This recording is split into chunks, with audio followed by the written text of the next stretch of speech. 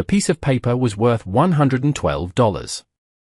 Leanne held it in her hand, the edges softened and frayed from a journey that had crossed half a territory. It was the only thing of value she had left, and it was not an asset but a burden. The ink, faded by sun and handling, detailed a debt incurred by her late husband, Wei, a debt she had come to settle in the only way she could.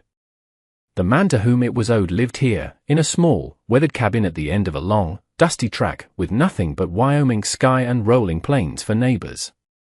Her heart hammered against her ribs, a frantic bird in a cage of bone. She had practiced the words in her head 1,000 times, rehearsing them in the back of a jolting freight wagon and whispering them to herself during cold nights spent in strangers' barns. Now, standing before the rough-hewn door, the words felt like dust in her mouth. She raised a trembling hand and knocked. The sound was small, swallowed by the vast silence of the prairie. For a long moment, nothing happened. She wondered if he was even there. Perhaps she had come all this way for nothing. She was about to knock again when the door creaked open. The man who stood there was not what she had expected. The name on the contract, Jedediah Stone, had conjured an image of a hard-faced lender, a man with cold eyes and a cruel mouth. This man was tall and broad-shouldered, his face browned by the sun and etched with lines that spoke more of weather than of malice. His hair was the color of dried grass, and his eyes, a startlingly clear blue, held a look of quiet surprise. He wore simple denim trousers and a faded shirt, sleeves rolled up to reveal forearms corded with muscle. He looked at her, then at the small, worn bundle at her feet, and his gaze was not unkind. It was simply questioning. "Can I help you?"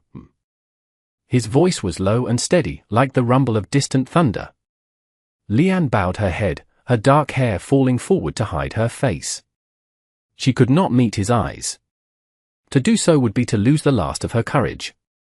She held out the paper. "I am Leanne," she said, her voice barely a whisper. "Wife of Wei. I have come to settle his debt." Jedediah Stone did not take the paper. He looked from her bowed head to the document she offered as if it were a snake. A deep line appeared between his brows. "Wei," he repeated, the name sounding strange in his mouth. He worked the railroad grade down by Willow Creek. It was not a question. "Yes," she confirmed. "He is gone now. The debt remains." She drew a steadying breath, forcing the next words out. The word she had dreaded for weeks. "I have no money. I have nothing.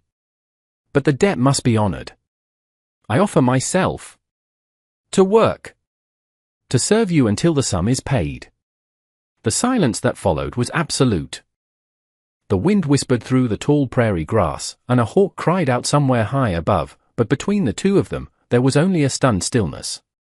Leanne kept her eyes fixed on the dusty toes of her thin shoes, her entire body braced for his response. She expected laughter, or a cold assessment, or a gruff acceptance. What she did not expect was the sound of tearing paper. Her head snapped up. Jedediah Stone had taken the contract from her unresisting fingers. With two swift, deliberate motions, he tore it in half, and then in half again. The first scraps of paper fluttered from his hand and danced on the breeze for a moment before settling in the dust by the porch step. "You owe me nothing," he said, his voice quiet but firm. Leanne stared at the torn pieces of her husband's shame, then back at the man's face. Confusion warred with a lifetime of ingrained duty. This was not possible. A debt was a sacred thing, a stain upon honor that could only be washed away with payment. To simply erase it was unthinkable. It was a trick. It had to be a different kind of cruelty, a way to unmoor her completely before revealing his true intentions. "But the contract," she stammered, pointing a trembling finger at the scraps. $112. "It's just paper," he said. He looked at her face, truly looked, and for the first time, he seemed to see past her formal words to the bone-deep exhaustion and terror that lay beneath. He saw the smudges of dust on her cheeks, the hollows beneath her eyes, the way her small frame seemed to tremble inside her dark, simple clothing. Wei was a good man. He shouldn't have been in that kind of debt in the first place. He stepped back, opening the door wider. "It's getting on toward evening. You've come a long way. You can stay the night. She flinched, taking a step back. No. I cannot accept charity. I came to pay. And I told you the debt is paid, he countered, his patience wearing thin, but not with her. It was a frustration with the whole rotten situation. Call it a night's lodging, then. You can't go back to town in the dark. It's a 2-hour ride, and there are wolves. You can have the spare room. You'll be safe here. He wasn't asking. He was stating a fact. The set of his jaw told her he would not be argued with. Trapped between her rigid code of honor and the undeniable reality of her situation, penniless, alone, and miles from anywhere, Leanne felt her resolve crumble. She gave a small, stiff nod. He bent down and picked up her bundle, his large, calloused hand dwarfing the small cloth-wrap package. He carried it inside as if it weighed nothing. Hesitantly, she followed him over the threshold. The cabin was one room, clean and spare. A stone fireplace dominated one wall, its hearth swept clean. A sturdy table with 2 chairs stood in the center. In one corner was a bed, neatly made. In the other, a small cot with a thin mattress and a folded blanket. That must be the spare room he meant. A door on the far wall presumably led outside to a wash area or storage. The air smelled of wood smoke, leather, and coffee. It was the scent of a life lived alone. He placed her bundle on the cot. The water basin is by the door. There's stew in the pot on the hearth. Help yourself when you're hungry. He didn't look at her as he spoke, busying himself with checking the latch on a wooden chest at the foot of his own bed. He seemed almost uncomfortable, as if her presence was a disruption he didn't know how to manage. She said nothing, only watched him, her mind racing. This man was an enigma. He had held power over her, the power of debt, and had simply thrown it away. Now he offered shelter and food with a gruff sort of kindness that was more bewildering than cruelty. She did not trust it. She could not afford to. Later, as darkness fell outside, she sat on the edge of the cot, listening. He moved about the cabin with a quiet efficiency, banking the fire, checking the door. The scrape of a chair, the clink of a tin cup, the soft sigh of a man settling down for the night. These were lonely sounds. She lay down, fully clothed, her hand clutching the one thing she had not included in her bundle, a small, smooth wooden bird, carved by her husband's hands. She held it tight, the familiar shape a small anchor in a sea of uncertainty. She lay awake for hours, listening to the strange new sounds of the ranch, the nicker of a horse in the corral, the creak of the cabin walls settling, and the steady, quiet breathing of the man in the bed across the room. He had torn up the contract, but she did not yet understand that the real debt was not hers, and its true owner was still out there. The morning light streamed through the cabin's single window, painting a dusty gold stripe across the wooden floor. Leanne was already awake.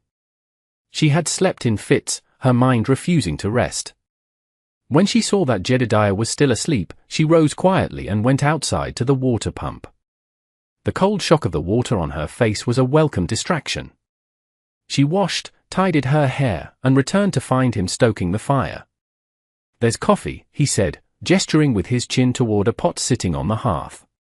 He didn't ask if she wanted any, he simply stated its existence. She poured a small amount into a tin cup, the bitterness of it a familiar taste. They ate a breakfast of biscuits and bacon in a silence that was thick with unspoken questions. Leanne felt like a ghost in his home, an unexpected guest who had overstayed a welcome she never received. Finally, he spoke, wiping his mouth with the back of his hand. "I have to go into Harmony Creek for supplies. You should come with me." Her first instinct was to refuse, to stay hidden in the relative safety of the isolated cabin. But then she considered her situation.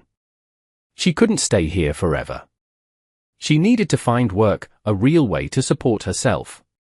Perhaps the town would offer a possibility. "All right," she agreed softly. He hitched a wagon, the movement sure and practiced.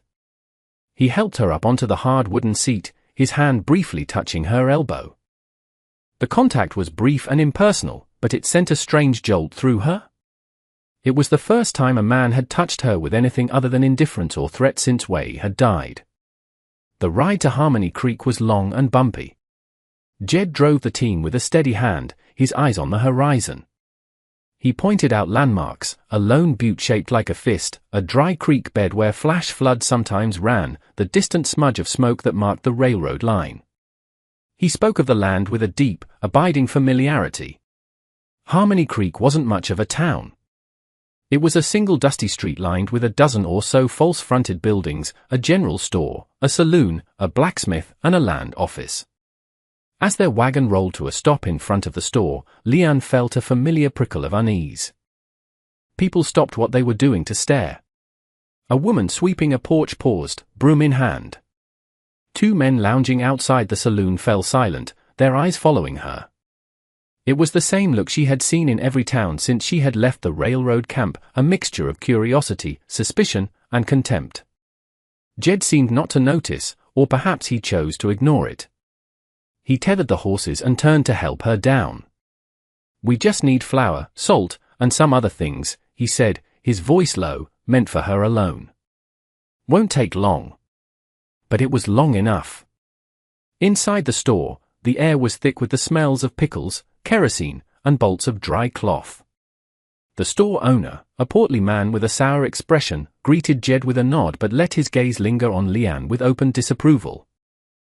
Jed placed his order, his voice even and calm, ignoring the charged atmosphere. As they waited for the owner to weigh out the flour, the batwing doors of the saloon across the street swung open. A man stepped out, blinking in the bright sunlight. He was dressed better than the other men, in a dark coat and a clean shirt, but there was something slick and unpleasant about him. His eyes scanned the street and landed on Jed's wagon, then on the figures inside the store. A slow smile spread across his face, a smile that did not reach his cold, calculating eyes. He crossed the street, his boots kicking up little puffs of dust. He pushed his way into the store, bringing the smell of whiskey and cheap cigars with him.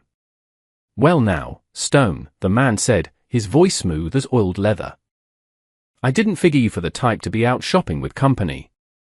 Jed turned slowly. His body seemed to grow larger, his shoulders squaring as he placed himself slightly in front of Leanne. "Croft," he said, his voice flat and devoid of welcome. Silas Croft's gaze slid past Jed to fix on Leanne. He looked her up and down as if she were a horse he was considering buying. "I see you've collected on my old account," he said, his smile widening. "A bit more than the paper was worth, I'd say." Wei always did have good taste, for a laborer. The casual possessiveness in his tone made Leanne's blood run cold. This was him. This was the man who had trapped her husband. Jed took a step forward, a silent, menacing movement. "She's under my protection," he said, his voice a low growl. "This is my business. Not yours." Croft held up his hands in mock surrender. "No need to get heated. I was just admiring your good fortune. You got a good deal. I sold that debt to you for a song, thinking it was a lost cause." He winked, a vile, conspiratorial gesture. "Clearly, you knew something I didn't." The store owner watched, wide-eyed. The tension in the small store was a physical thing, thick and suffocating. Leanne felt trapped, a specimen pinned under the gazes of these three men. "Our business is concluded, Croft," Jed said, his jaw tight. "Now get out of my way." He paid the store owner, his movements clipped and angry. He gathered the sacks of supplies, never turning his back completely on Croft. He guided Leanne out of the store and back to the wagon. As he helped her up, Croft's voice followed them. "You take care of that one, Stone. Good property is hard to come by." Jed's hands clenched into fists on the reins, but he said nothing. He slapped the leather against the horses' backs, and the wagon lurched forward, leaving Silas Croft standing in the street, still smiling that predatory smile. The ride back to the ranch was silent, but it was a different silence than before.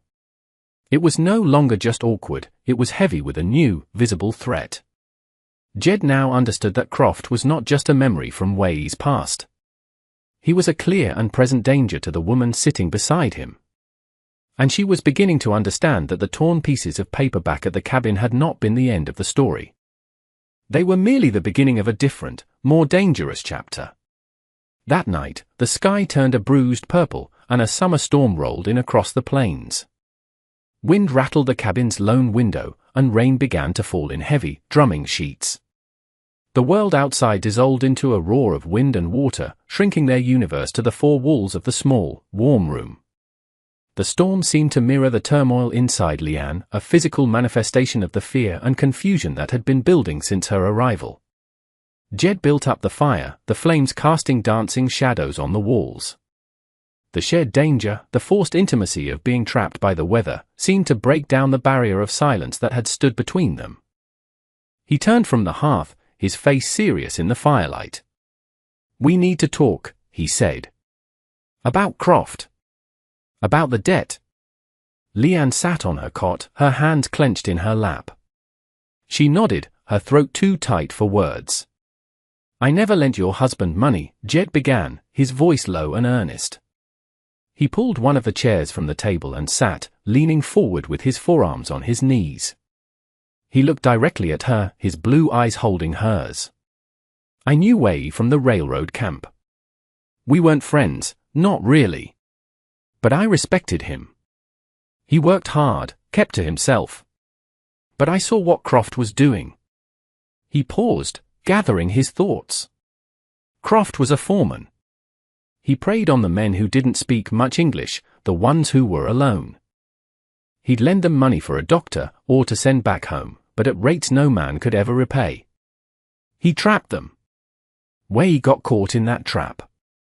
He borrowed money when his brother fell ill back home. Croft owned him after that. Leanne listened, her heart aching with a grief she thought she had buried. She had known Wei was troubled, but he had never told her the details, too proud to admit the depth of his desperation. "I'm not a rich man," Jed continued, "but I had some cash saved. I hated what Croft was doing. It was a sickness in the camp. So I went to him. I offered to buy Wei's debt note. I paid him $20 for it. Not because I wanted to own the debt, but because I wanted to get Croft away from him. I wanted to tear the damn thing up in front of Wei and tell him he was free." A log in the fire popped, sending a shower of sparks up the chimney. "But I never got the chance," Jed said, his voice rough with regret. "There was a rockslide at the grading site 2 days later. By the time I got back to the camp, Wei was gone. I held on to the note, not knowing what else to do. I never expected you." He finally looked away from her, staring into the flames. "When you showed up at my door, offering what you offered, I felt ashamed. Ashamed that this rotten piece of paper had brought you to such a desperate place." He stood and walked to the large wooden chest at the foot of his bed. He opened it, the hinges groaning softly. He rummaged inside for a moment before pulling something out. He came back and knelt before her, opening his palm. Lying there was a small, tarnished silver locket, shaped like a heart.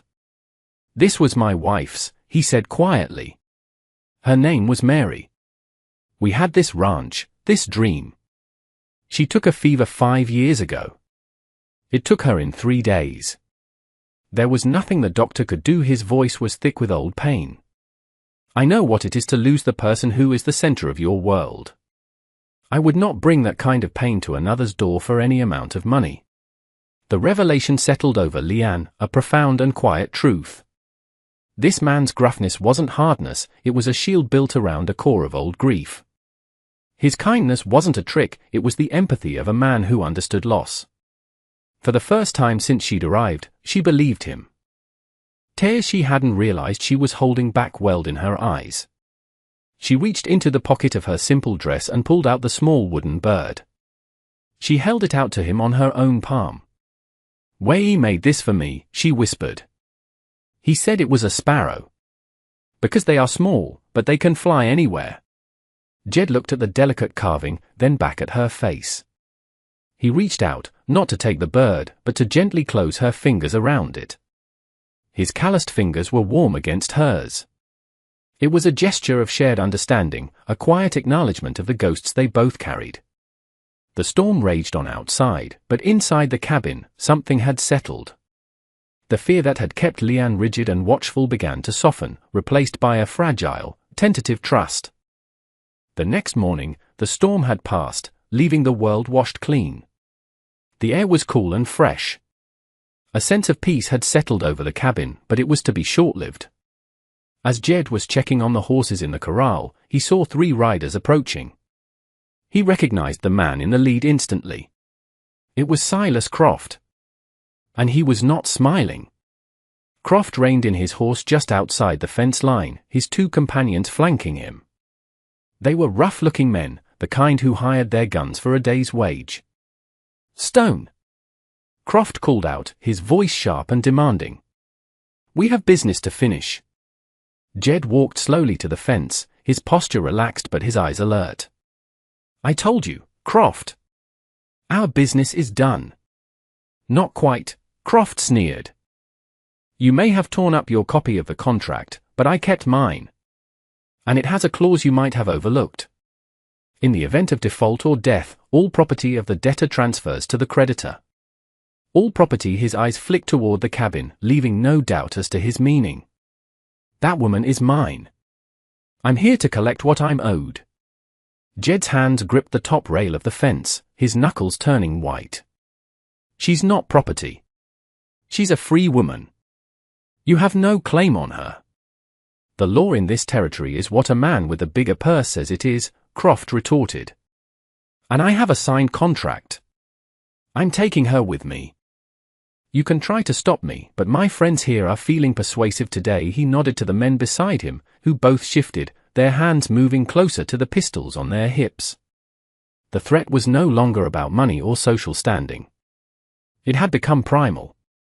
Jed was outnumbered, and Croft was a man who would not be denied twice. Inside the cabin, Leanne had heard the voices. She peered through the window, her heart seizing with ice-cold dread. She saw the men, the guns, the malignant look on Croft's face. She saw Jed, standing alone, a lone bastion between her and a fate worse than death. She knew then that she could not hide behind him. His protection had brought this danger to his door. She had to be part of the stand against it. Jed stood his ground, his mind racing.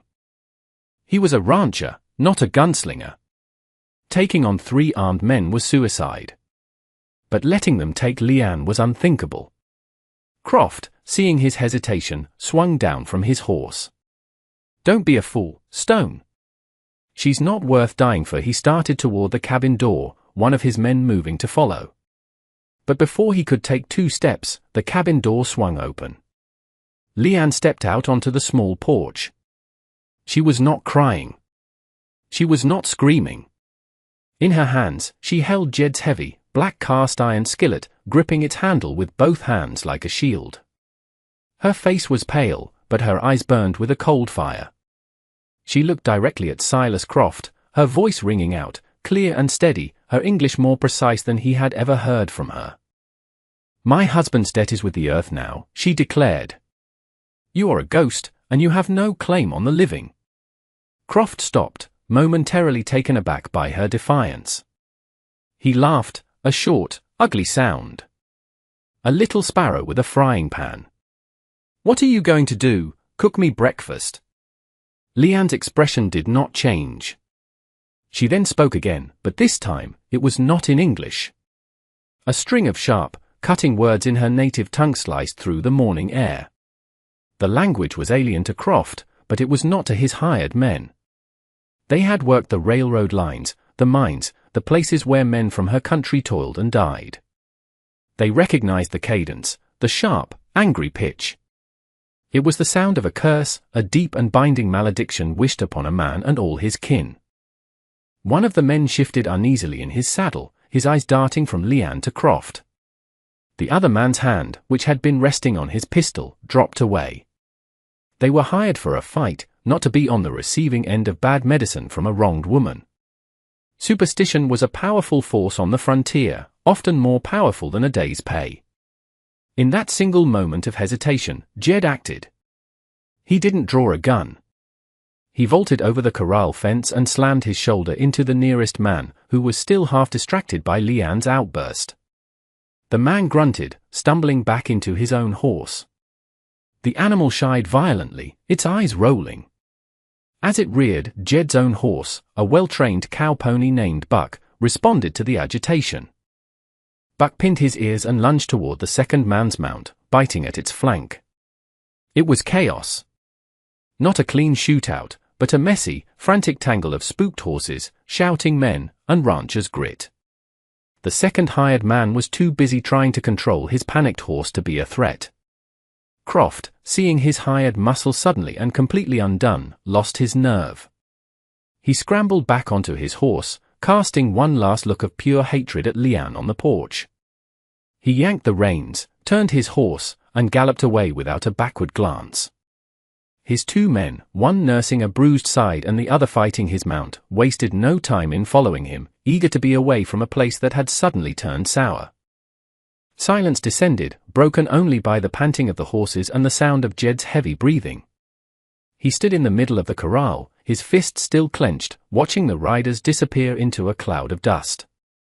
Leanne remained on the porch, the heavy skillet still in her hands. Her arms were trembling, but her gaze was fixed on Jed. He turned and looked at her, at this small woman who had faced down 3 armed men with nothing but an iron pan and the force of her will. A slow smile touched his lips, a real smile that reached his eyes and crinkled the corners.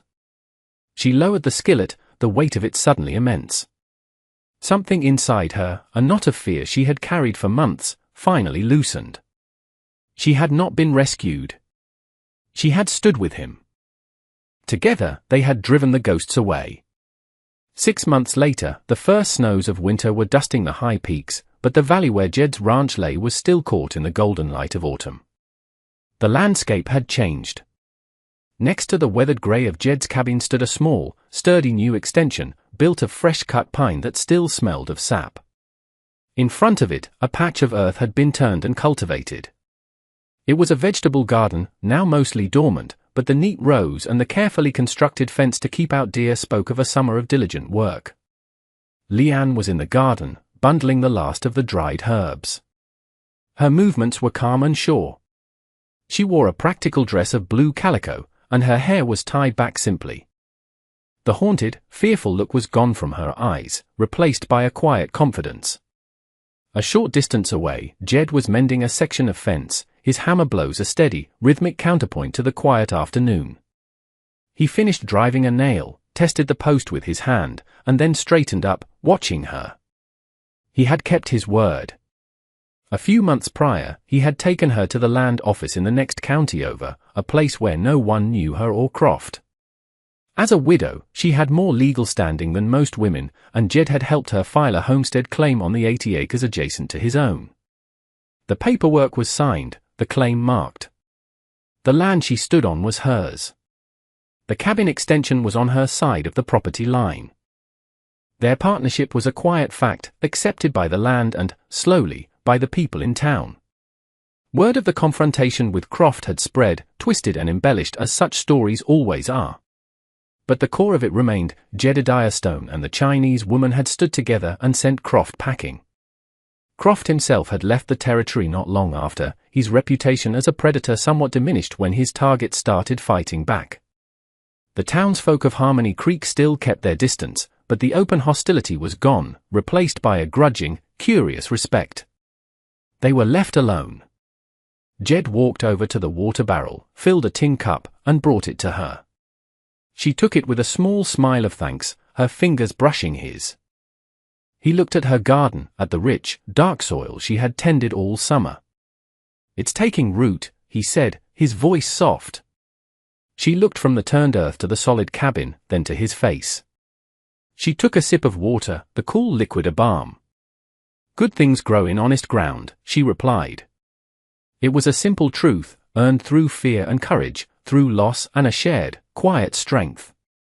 Here, on the edge of the vast Wyoming wilderness, 2 lonely souls had found not what they were looking for, but what they needed. They had found a place to plant a new life, together. And that brings us to the end of this one. If you stayed with me all the way through, thank you. Stories like this one only get told because folks like you sit down and listen. If you liked what you heard, go ahead and hit that like button. And if you want more stories from the old frontier, subscribe so you don't miss the next one. Until then, take care of yourself, and thanks again for being here.